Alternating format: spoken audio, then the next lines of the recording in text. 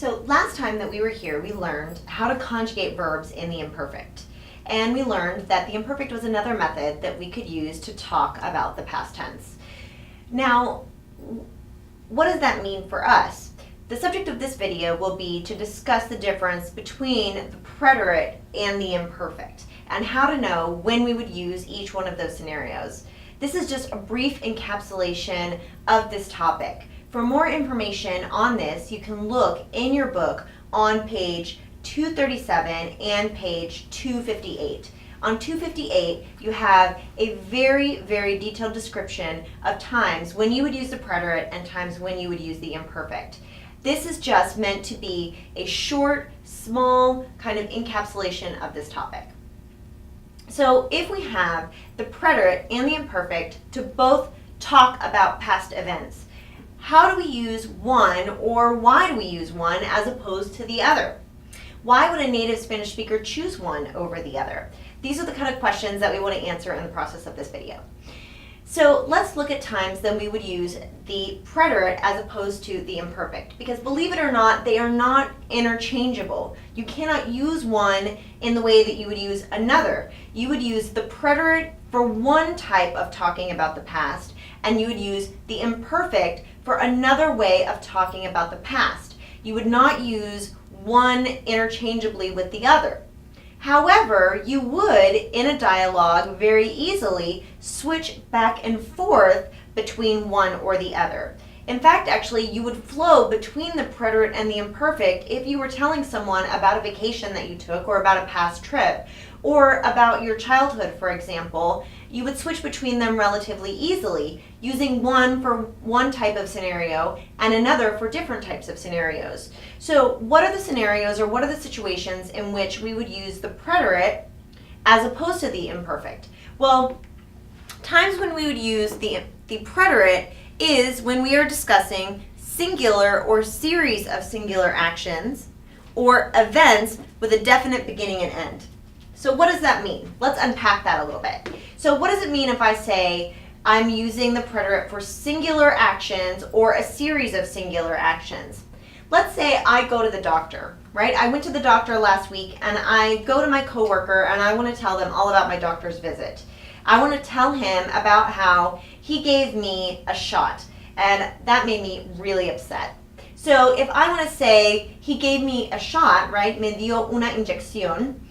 I would use the preterite for that, because the doctor only injected me the one time during the appointment, right? He maybe had to take my blood, or maybe he had to give me a shot of some kind of medication, but he only did it just the one time, right? So that would be a singular action.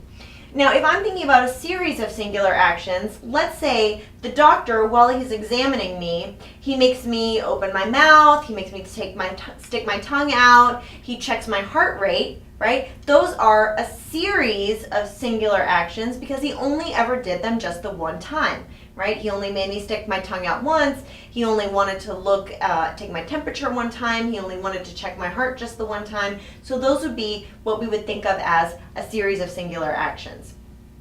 So what do I mean then by the second one? Events with a definite beginning and end.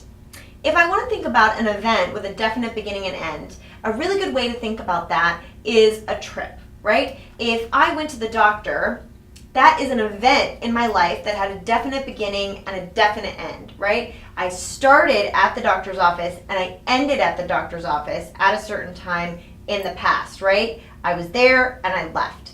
If I went on vacation to Mexico, even if I went for multiple weeks, or if I was only there 3 days, that is still an event that began in the past and it also ended in the past, even though it encapsulated a series of days. So any type of event that had a definite beginning in the past and it also had a definite end in the past, we would use the preterite to discuss it, even if it was only one day. If I went with my family to Disneyland, I would still use, or I would say that I went to Disneyland in the preterite because that event began in the past and it ended in the past. So if I want to think about then scenarios that I would use the imperfect for, what would I use the imperfect for? I would use the imperfect for actions that are in process, habitual or repeated actions that occurred in the past, and also for descriptions. So what do I mean when I say those things? What I mean is, if I'm thinking about actions and process, I'm thinking about actions that began in the past but haven't ended in the present, or may not have ended in the present, I'm not sure. Let's say that my coworker was out sick last Tuesday and she's never come back. Well, I may not know that she's well at this time. I may believe that her disease is still happening at this moment. So I would use the imperfect to say, ella estaba enferma. She was sick, but I'm not sure if that has ended in the present. I think it could be an action that's still in process. Or let's say I started an assignment, but I haven't finished it in the present. It's not quite over yet. I would also use the imperfect to discuss that assignment. Trabajaba o estaba estudiando, something of that nature, right?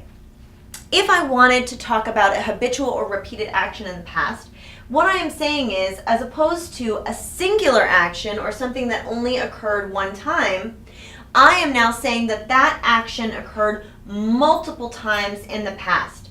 It was maybe commonplace, or it was maybe something that I did for a series of Tuesdays. For example, if I wanted to say that every summer I would go on vacation with my grandmother, I would use the imperfect to discuss that because it was a habitual repeated action that occurred in the past. If I wanted to also say that every Tuesday I would go with my father to the movies for one particular summer when I was 8 years old, I would still use the imperfect because that action occurred over a series of Tuesdays in the past. As opposed to thinking of a singular time that I went with my father to the movies. If I want to say, last Tuesday I went with my father to the movies, that is one time I went with my father to the movies, so it is a singular action. If I want to say, every Tuesday for the summer that I was 8 years old, I went with my father to the movies, I would use the imperfect, because I am talking about a habitual action that occurred in the past. For example, if I think about my doctor's visit again, using these ideas of the imperfect. If I'm still sick in the present, even though I got an injection, that's an action that began in the past, but is still continuing on in the present. If, for example, when I was at the doctor's office, he couldn't get a pulse and he had to try multiple times to get my pulse, that would be a habitual action that occurred in the past, so I could use the imperfect for that. Or if, for example, right, he had to take multiple vials of blood, then I could say, right, he gave me multiple injections. So that would have been a habitual action that occurred in the past as opposed to only occurring one time. If I wanted to say that when I was at my doctor's visit, I saw a nurse in the doctor's office and I thought he was very good looking, well, that would be a description of him, so I would use also the imperfect. So let's take an actual example of an event in the past or something that occurred in the past and see how we would use the preterite and the imperfect, kind of switching between the two, even though they are not interchangeable. So here's an example of a time where I'm talking about a vacation that I took with my family to the mountains. So let's see when we would use the preterite and when we would use the imperfect. Here, in the beginning, I say, el año pasado fui a las montañas con mi familia. The verb that we have here is fui. And we know that that verb is a preterite. This scenario fits the criteria for a preterite because I am saying that I went on vacation with my family and I'm back from that vacation, so that is a vacation that began in the past and it also ended in the past. So this would be an event with a definite beginning and end in the past. Here, right, I can say, rentamos una cabaña. So we rented a cabin when we were in the mountains, and we only rented that cabin the one time, and we rented it for our vacation. So this would fall under the criteria of a singular action that occurred in the past. So here also, I would use a preterite. Then I say, todos los días íbamos de excursión en las montañas. So I'm saying not just once, but every time, every day on the days that we were on vacation, I went hiking with my family in the mountains. So if I want to say every day we went hiking in the mountains, that would not just be the one time that we were there, we went hiking. We didn't just go hiking one time, we went many times, right? So because we went many times, that would have been a habitual or repeated action that we did while we were on vacation. So I know that I would use the imperfect. Next I say, también por las tardes montábamos a caballo. So here's my verb. And we know that that verb is in the imperfect. But that makes sense because I'm saying in the afternoons, multiple times in a row, we went and we rode on horseback. So that's, again, a habitual or repeated action that occurred in the past. And so I would use the imperfect. Fue un tiempo divertido. Here I have fue, which we know is a preterite. And that makes sense because that one vacation, that one time was a really good time. So I'm talking about that vacation, so I'm saying that one time it was really nice. So in a way I'm talking about my event with a definite beginning and end. And so I would use the preterite. Here, when I say la naturaleza era bella y encantadora. So I said, right, that the nature that we saw while we were there was very beautiful. Here I have era, which we will remember is an imperfect form of ser. And I would use era because I am describing the nature that we saw on our trip. So I would use the imperfect there. There are a couple of keys that can help us to see when we would use the imperfect and when we would use the preterite.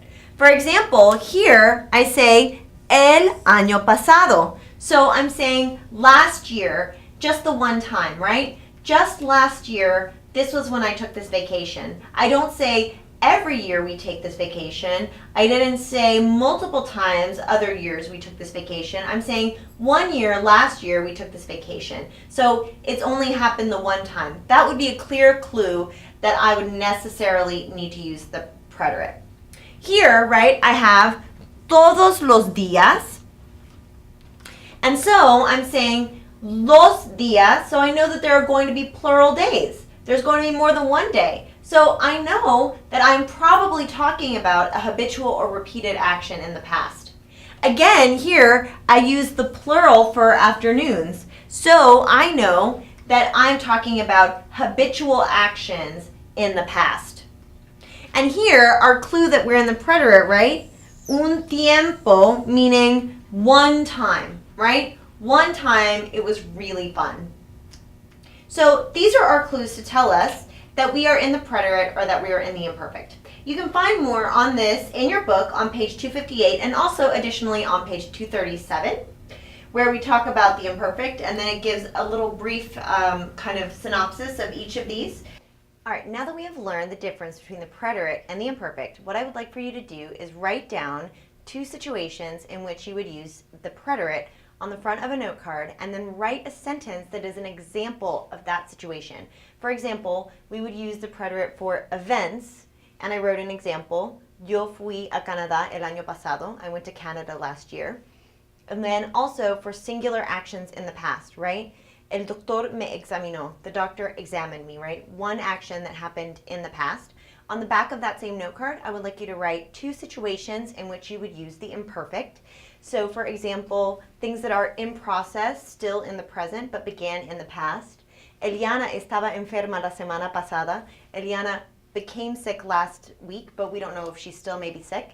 Also for habits or repeated actions in the past. For example, Rafael y su abuelo iban al cine cada martes. Rafael and his grandfather would go to the movies every Tuesday, right? So you can write each one of those things and then write one sentence that is an example of each one of those and pop it on the corkboard whenever you get to class, and I'll check it as soon as I get a chance. And as always, be prepared to share just in case I decide to call on you. Thanks, and I will see you in class.